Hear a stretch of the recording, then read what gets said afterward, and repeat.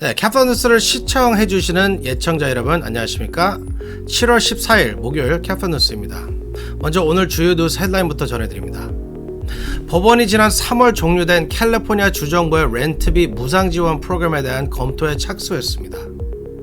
부당하게 거부된 신청자가 많다는 주장에 따라 검토가 끝날 때까지 거부 판정을 일단 중단하도록 주정부에 명령했습니다. 지난 4월 LA시가 신청을 받았던 영세 소기업 대상 무상지원금 대상자 통보가 시작됐습니다. 전국 렌트비 폭등세가 지속되고 있습니다.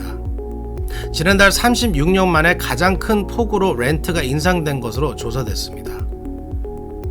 한인타운 윌셔가 한 타코 트럭에서 어제 새벽 총격 사건이 발생했습니다. 7-Eleven 매장만 돌며 무장강도 행각을 벌이다 2명을 살해한 소위 7-Eleven 킬러에게 현상금 10만 달러가 걸렸습니다.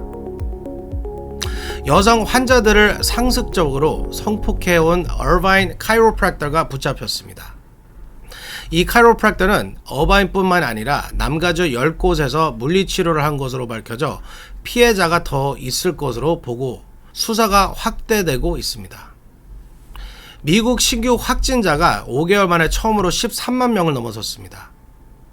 실제 확진자는 이보다 10배가 많은 100만 명 이상일 것으로 전문가들은 추산하고 있습니다. 이상은 오늘 전해드릴 주요 뉴스 헤드라인들입니다. 7월 14일 목요일 캐퍼 뉴스 시작합니다. 여러분, let's go. I can invest in myself and my future. At a California community college, you can have the future you've always dreamed of. Classes fill up quickly. Enroll today at icangotocollege.com. 네, 오늘의 첫 소식입니다. 팬데믹으로 타격을 입은 세입자를 위한 무상 렌트 지원금 기다리시는 분 많습니다. 또 신청을 했다 거부 통보를 받으신 분들도 있습니다. 법원이 무상 렌트 지원금 신청에 대한 거부 판정을 중단할 것을 명령했습니다. 부당하게 거부된 사례가 많다는 소송에 따른 것입니다. 앞으로 법원의 판결에 따라 많은 분들이 구제될 가능성이 있는 것으로 보입니다. 제플리 기자가 보도합니다. 법원이 캘리포니아 주정부에 코로나 렌트 지원금 신청서 거부 결정을 중단하라고 명령했습니다. 알라메다 카운티 수페리어 법원은 주정부 기관의 렌트비 지원금 프로그램 운영에 대한 검토가 끝날 때까지 신청서들에 대한 거부 결정을 중단하고 최근 30일 이내에 내려진 거부 결정에 대해서도 관련 청문회가 열릴 때까지 거부 결정 수속을 일단 보류할 것을 명령했습니다. 이번 판결은 세입자 옹호단체가 렌트비 지원금 신청서 수만 건이 주정부의 잘못으로 부당하게 거부됐다고 주장하며 주정부를 상대로 제기한 소송에 따른 것입니다. 세입자들을 대표해 소송을 제기한 캘리포니안스 포 커뮤니티 임파워먼트의 제키 제너리 변호사는 이번 소송에서 주정부가 코로나 렌트비 구제 신청을 부당하게 거부해왔다고 주장했습니다. 그는 많은 렌트비 구제 신청서가 부당하게 거부되는 것을 목격했고 거부된 이유조차 알려주지 않았다며 자격이 있다고 확신했던 세입자들이 부당하게 거부되고 있다고 주장했습니다. 이 단체에 따르면 렌트비 구제금 신청자의 30%가 거부된 것으로 알려졌습니다.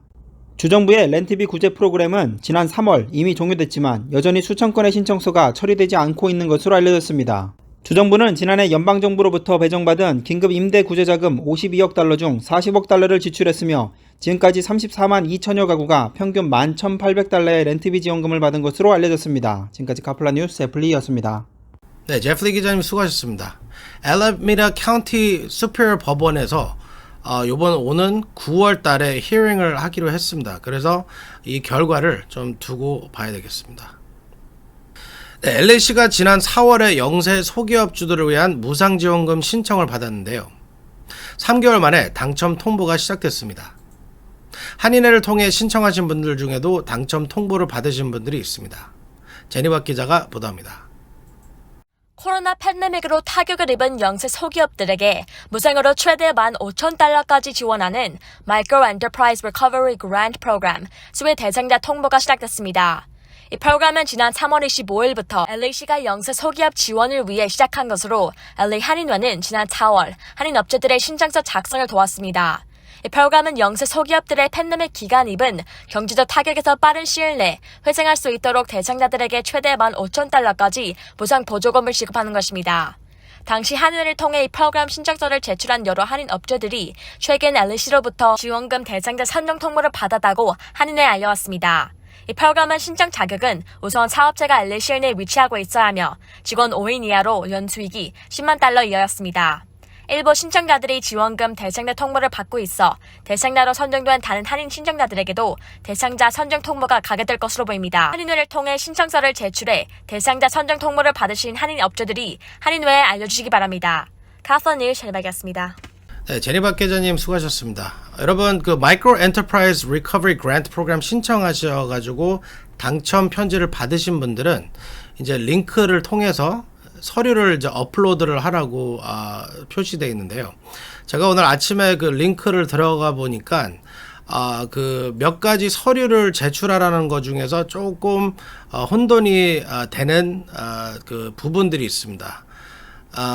그 지금 그 받으신 이메일에 보시면 여러분의 가까운 여러분이 이제 그 마이크로 엔터프라이즈 리커버리 그랜트 신청하셨을 때 여러분하고 가까운 LAC 비즈니스 리소스 비즈니스 소스 센터를 표시를 하라고 그랬습니다. 그래서 그 이메일에는 지금 그 둘 중에 그 사무실 둘 중에 한 군데 가셔서 서류 작성 또는 업로드를 이분들이 도와드린다고 하는데 제가 아침에 그 LA 그 시에다가 연락을 해서 이 다큐멘트 업로드를 한인회에서도 저희가 도와드릴 수 있느냐고 이제 문의를 했습니다. 그래서 그 답장이 아직 오진 않았지만 아마 내일 아침까지는 그 답장을 받으실 수 있을 겁니다. 그래서 내일 오후 저녁 뉴스에 제가 그 절차에 대해서 또 여러분들한테 그 업데이트를 해드리겠습니다.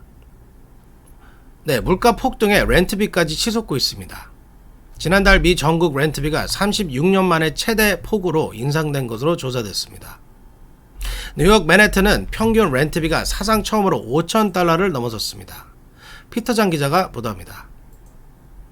지난달 미국에서 세입자가 내는 렌트비가 전월 대비 0.8% 인상된 것으로 나타났습니다.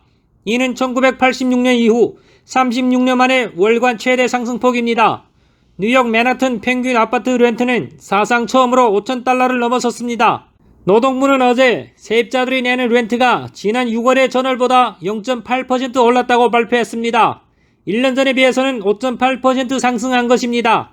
현재 전체 미국인의 36%가량이 세입자 신분인 것으로 집계됐습니다. 뉴욕시 중심부인 맨하탄의 렌트비는 5개월 연속 상승해 사상 최고치를 또다시 갈아치웠습니다. 중개업체 밀러 세뮤얼 앤 더글라스 엘리먼에 따르면 지난 6월 뉴욕 맨하탄의 평균 아파트 월세는 5,058달러로 사상 처음으로 5,000달러를 넘어섰습니다. 이는 1년 전에 비해 29% 급등한 것입니다. 렌트가 급등하고 있는 것은 몰기지 금리가 상승하면서 주택을 구입하려던 사람들이 렌트 시장으로 몰리고 있기 때문입니다. 렌트 급등세가 조만간 안정되기는 쉽지 않을 전망입니다. 연준의 기준금리 인상 여파로 몰기지 금리가 급등해 주택 구매를 미루는 사람들이 많아 렌트 수요가 급격히 증가하고 있기 때문입니다. 카플런 뉴스 피터장입니다. 네, 한인타운 복판인 윌셔가와 옥스퍼드의 한 타코 스탠드 인근에서 총격 사건이 발생했습니다. 다행히 사망자는 없지만 2명이 부상을 당했습니다. 경찰에 따르면 어제 새벽 0시 30분 윌셔 블루바드 선상 웨스턴과 옥스퍼드 사이 남쪽 방면에 세워져 있던 타코 스탠드 앞에서 총격 사건이 벌어졌습니다. 타코 스탠드 앞에서 커플과 말다툼을 벌이던 한 남성이 총을 쐈습니다. 당시 말다툼을 벌이던 남성과 여성이 총에 맞았습니다. 용의자는 히스패닉 30대 남성으로 보입니다. 경찰은 당시 현장 인근에서 이 사건을 목격한 사람들의 진술을 토대로 용의자 검거에 나섰습니다. 네, 주유소에서 기름을 넣으려는 남성이 자신의 차에 치여 중상을 입는 다소 황당한 사고가 발생했습니다. 지난 12일 산타클라리타 지역 한 주유소에서 발생한 사고였습니다. 69세로 알려진 이 남성 운전자는 차에 가솔린을 넣기 위해 쉐브론 주유소를 찾았습니다. 차에서 내리는 순간 차가 뒤로 움직이는 것을 보고 급하게 차에 올라탔지만 차를 멈추지 못했습니다. 후진하던 이 차는 도로를 지나던 차와 충돌했고 이 남성은 이 충격으로 차에서 떨어져 자신의 차에 깔려 중상을 입었습니다. 마음이 급하면 차를 세우지도 않고 차에서 내리는 경우가 가끔 일어납니다.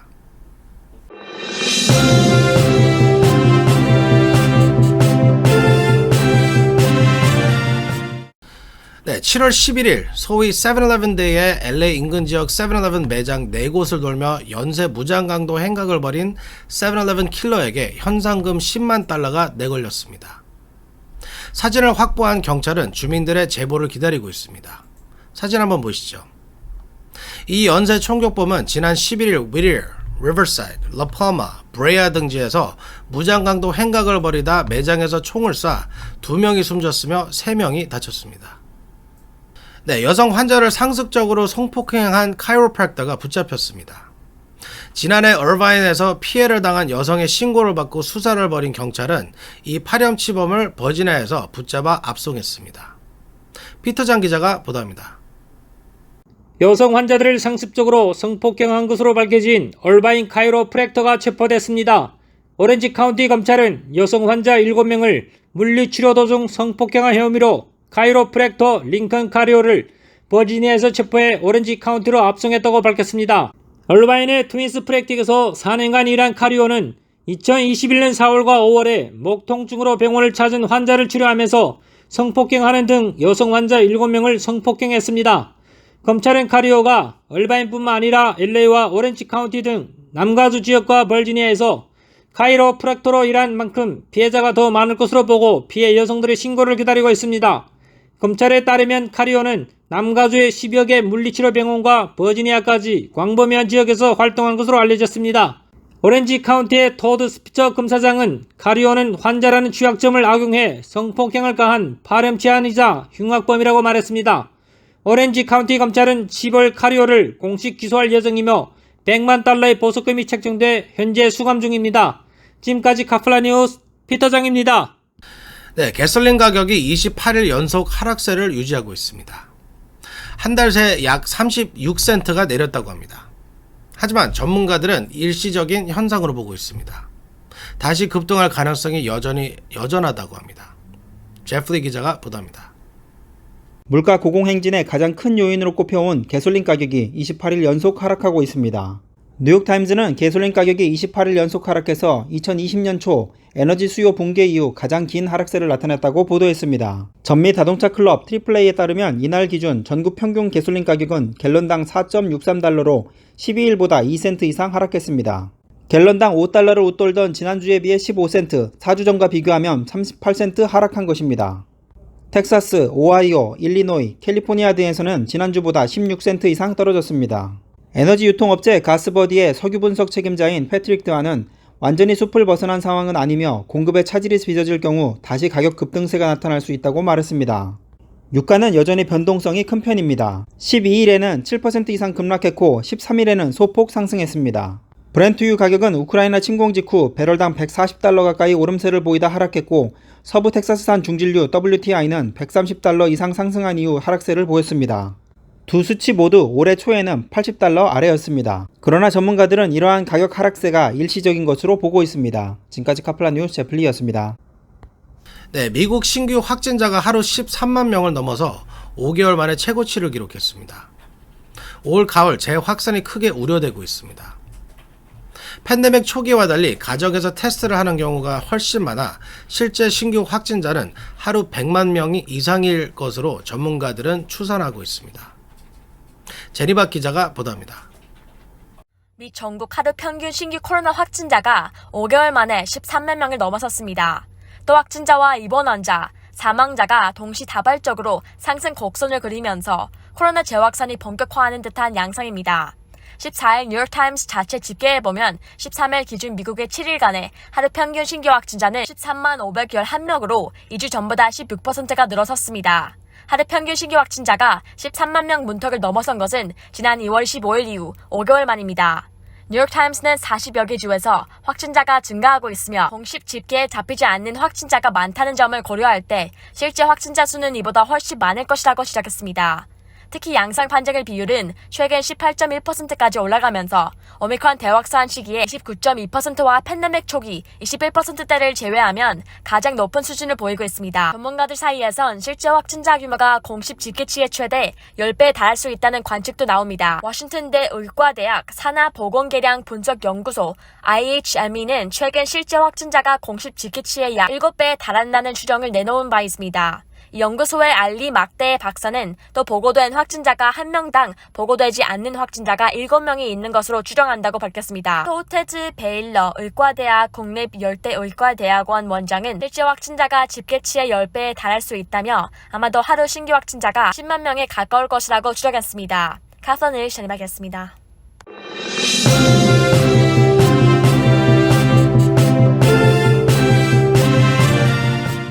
네, 오늘 준비한 소식은 여기까지입니다. 끝까지 시청해주신 여러분께 감사드립니다.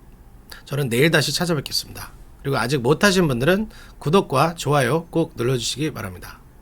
7월 14일 목요일 캐프뉴스 여기서 마치겠습니다. 감사합니다.